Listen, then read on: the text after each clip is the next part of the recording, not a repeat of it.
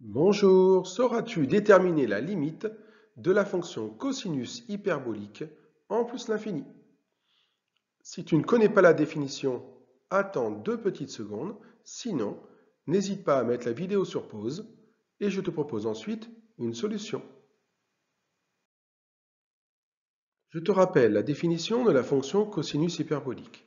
Elle est définie sur R par cosinus hyperbolique de x égale exponentielle x plus exponentielle moins x le tout sur 2. Allez, si tu ne l'as pas encore fait, mets la vidéo sur pause. La première chose à faire lorsque tu calcules une limite est de regarder la forme de l'écriture de son expression. Ici, on va d'abord commencer par faire moins x, puis on va prendre l'exponentielle.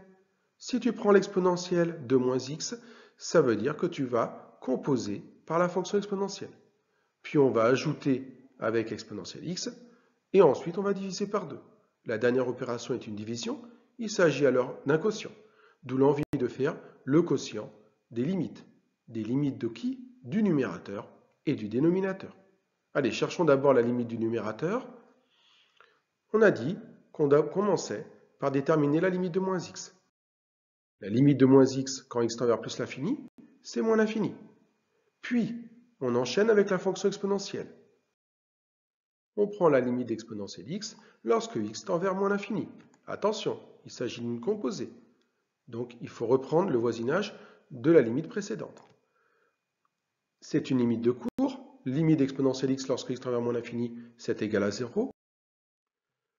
Donc, par composé, la limite d'exponentielle moins x lorsque x tend vers plus l'infini est égale à 0. On sait aussi que la limite d'exponentielle x lorsque x tend vers plus l'infini est égale à plus l'infini.